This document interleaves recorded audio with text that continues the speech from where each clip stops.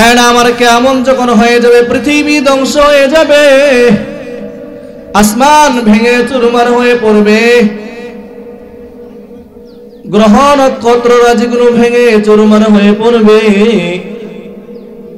সূর্য ভেঙে চুরমার হয়ে পড়বে, সারা পৃথিবীর সমস্ত মানুষগুলো মৃত্যুবরণ করবে, ফেরেশতারা পর্যন্ত মারা যাবে, একমাত্র কেবলমাত্র আপনার আমার প্রভু আল্লাহ তিনি বাকি থাকবেন।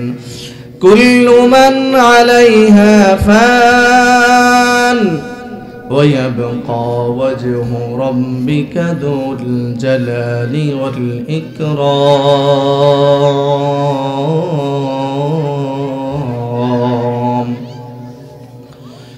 ভাইরা আমার, খেয়াল করবেন, লক্ষ্য করবেন, কাল হাসরের ময়দানে কেমন অবস্থা হবে। আল্লাহ পাক রব্বুল আলামিন বলেন, ইয়াউমা তারাউনাহা তাযহালু কুল্লু মুরদিআতিন আম্মা আরদাআত ওয়া তাদাউ কুল্লু যাতি হামলিন হামলাহা ওয়া তারান নাসা সুকারা ওয়া মা হুম বিসুকারা ওয়ালাকিন আযাবাল্লাহি শাদীদ।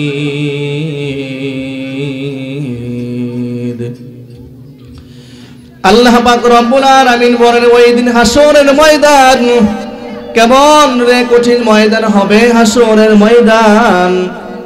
আল্লাহ পাক রব্বুল আলামিন বলেন, হাসরের ময়দানে দুধ পানকারীর মা তার সন্তানকে বলে যাবে,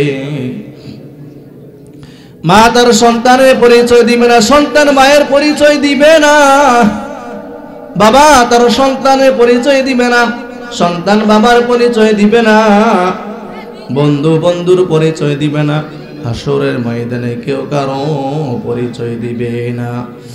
ইয়াউমা ইয়াফিরুল মারউ মিন আখিহি ওয়া উম্মিহি ওয়া আবিহি ওয়া সাহিবাতিহি ওয়া বানিহি। ভাইরা আমার, সেদিন হাসরের ময়দানে এত কঠিন ময়দান, আরে সূর্যের তাপ কেমন হবে, কেমন হবে সূর্যের তাপ। বিজ্ঞানিকদের মত অনুযায়ী পৃথিবীর থেকে নিয়ে সূর্যের দূরত্ব হলো 9,30,00,000 মাইল। 9,30,00,000 মাইল দূরে সূর্য অবস্থিত। সূর্য যখন উঠে, প্রখর রূপ যখন ধারণ করবে, মানুষের বাইরেও শান্তি নেই, ঘরেও শান্তি নেই, কোথাও শান্তি নেই, এত গরম, এত গরম। কাল হাসরের ময়দানে মানুষের মাথার এক হাত উপরে সূর্য থাকবে। এত কঠিন ময়দান, এত কঠিন ময়দান, এত কঠিন মানুষের হবে সেদিন হাসরের ময়দান। মানুষের মাথার মগজগুলো ক্ষয়ে ক্ষয়ে পড়বে। মানুষের গুনাহ অনুযায়ী তার শরীরের ঘাম হবে। কারো শরীরের ঘাম হবে হাঁটু পর্যন্ত, কারো শরীরের ঘাম হবে কোমর পর্যন্ত, কেউ আবার সেই ঘামের মধ্যে হাবুডুবু খেতেই থাকবে। ভাইয়েরা আমার, এত কঠিন ময়দান, এত কঠিন ময়দান, ওই হাসরের ময়দানে সূর্য যখন প্রখর রূপ ধারণ করবে, মানুষের মাথার মগজগুলো ক্ষয়ে ক্ষয়ে পড়বে। মুসলমান, ওই দিন আল্লাহ পাক রব্বুল আলামিন 7 ধরনের ব্যক্তিকে আল্লাহ তাআলার আরশ আযীমের নিচে ছায়া দান করবেন।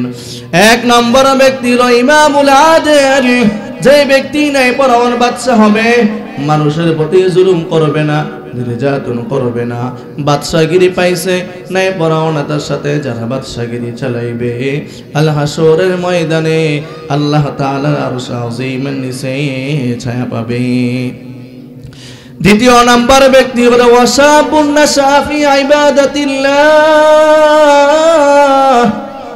ওই যুবক, যে যুবক তার যৌবনকাল আল্লাহ তাআলার রাস্তায় ব্যয় করে দিবে।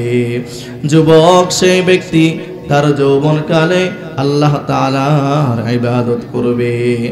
ভাইরা আমার, খেয়াল করবেন, লক্ষ্য করবেন, আল্লাহ পাকের ইবাদত কেন করব না? ওরে যুবক ভাইরা আমার, ভালো করে শুনেন, আল্লাহ পাক রব্বুল আলামিন হাত দান করলেন, পা দান করলেন, চক্ষু দান করলেন। হাতটা যেখানে থাকার দরকার আল্লাহ তাআলা সেখানে ফিট করছেন, পাটা যেখানে থাকার দরকার আল্লাহ তাআলা সেখানে ফিট করলেন। চক্ষুটা যেখানে থাকার দরকার আল্লাহ তাআলা সেখানেই দিয়েছেন। ভাইরা আমার খেয়াল করবেন, লক্ষ্য করবেন, এই চক্ষুটা যদি মাথার উপরে দিয়ে দিতেন, সামনে কে আছে, পিছনে কে আছে, ডানে কে আছে, বামে কে আছে, ওই ব্যক্তিকে দেখার জন্য বারবার আমাদের মাথা নামাইতে হইতো, ঠিক কিনা? এই জন্য আল্লাহ তাআলা চক্ষুটা সামনে দিয়ে দিলেন, যাতে করে কোনো কাউকে দেখার জন্য কোনো কষ্ট না হয়। ভাইরা আমার, আল্লাহ পাক রব্বুল আলামিন এত সুন্দর করে বানাইলেন, আপনাকে এত সুন্দর করে আল্লাহ তাআলা বানাইলেন, আমাকে আল্লাহ তাআলা এত সুন্দর আকৃতি গঠন দান করছেন। আল্লাহ পাক রব্বুল আলামিন কোরআনে কারীমের মধ্যে বলেছেন, লাকাদ খালাকাল ইনসানা ফি আহসানি তাকওয়িম।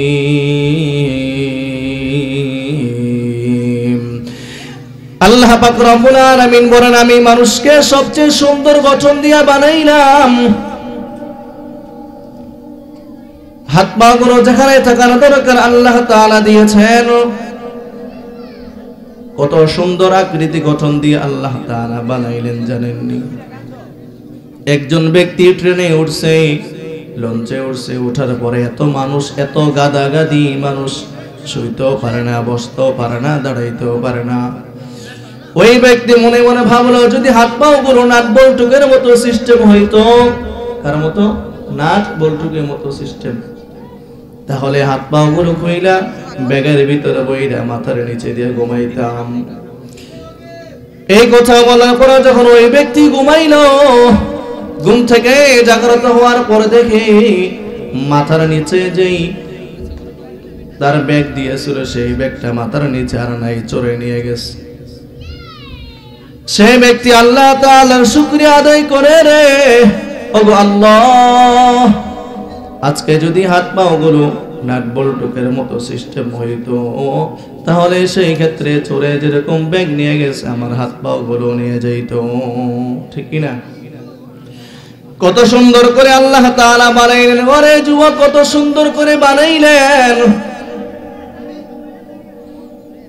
একজন স্বামী তার স্ত্রীকে আহ্লাদ করে বলল, যদি আপনি ওই তারকার মতো, স্ত্রীকে স্বামী বলল, যদি তুমি ওই তারকার মতো সুন্দর না হও, চন্দ্রের মতো সুন্দর না হও, তাহলে তুমি তালাক। স্বামী পেরেশান হয়ে গেল, পেরেশান হয়ে গেল, কি ব্যাপার, কি ব্যাপার, কি বলে ফেললাম? যদি আমার স্ত্রী চন্দ্রের মতো সুন্দর না হয়, তাহলে সেই ক্ষেত্রে তো বড়ই মুশকিল।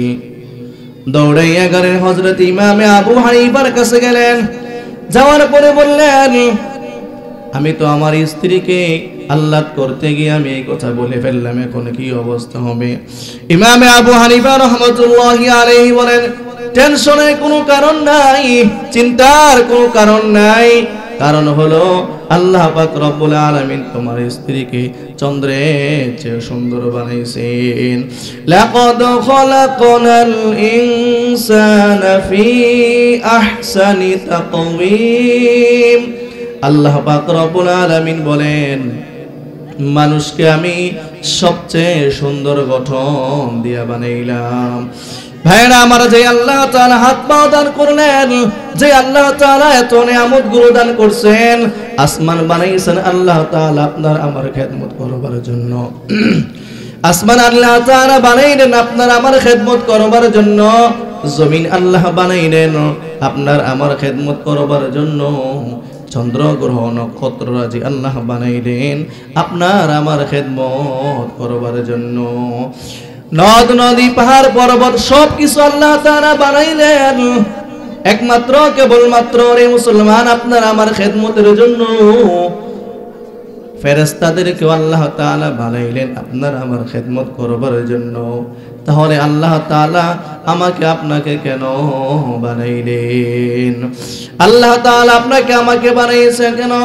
ওয়ামা খালাকাতুল জিন্না ওয়াল ইনসা ইল্লা লিয়াবুদুন। আল্লাহ পাক রব্বুল আলামিন বলেন, আমি মানুষ বানাইলাম আমার ইবাদত করবার জন্য। এই জন্য যুবক ভালো করে খেয়াল রাখবেন, ভালো করে লক্ষ্য করবেন। যুবক অবস্থায় যে ব্যক্তি আল্লাহ তাআলার ইবাদত ঠিকমতো আদায় করবে, কাল হাসরের ময়দানে এত কঠিন পরিস্থিতির ময়দানে, ওই হাসরের ময়দানে আল্লাহ তাআলা আরশ আযীমের নিচে ছায়া পাইবে। যদি যুবক আল্লাহ তাআলার ইবাদতের মধ্যে যৌবনকাল কাটায়, কারণ যৌবনকাল হলো ফুর্তি বার্তির সময়, ওই সময় যদি সবকিছু ছাইরা আল্লাহ তাআলার ইবাদতে মনোযোগ দিতে পারে, কাল হাসরের ময়দানে, এত কঠিন ময়দানে আল্লাহ তাআলা নিজের আরশের আযীমের নিচে ছায়া দান করবেন। এটা হলো 2 নম্বর ব্যক্তি। 3 নম্বর ব্যক্তি, রাজুলুন কলবুহু মুআল্লাকুন বিল মসজিদ, ওই ব্যক্তি যেই ব্যক্তির অন্তর সদা সর্বদা মসজিদের সাথে লেগে থাকে।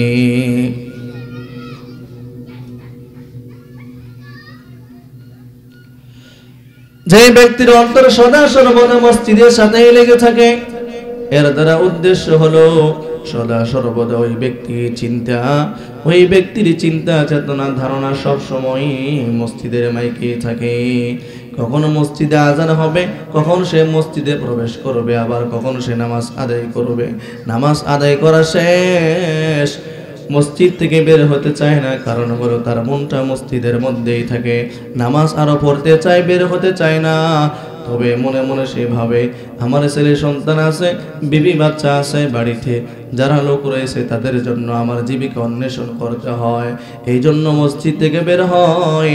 তাছাড়া সেই ব্যক্তি মসজিদ থেকে বের হতে চায় না। এমন ব্যক্তি কাল হাসরের ময়দানে, কঠিন পরিস্থিতির ময়দানে, ওই সময় আল্লাহ তাআলার আরশ আযীমের নিচে ওই ব্যক্তি ছায়া পাবে।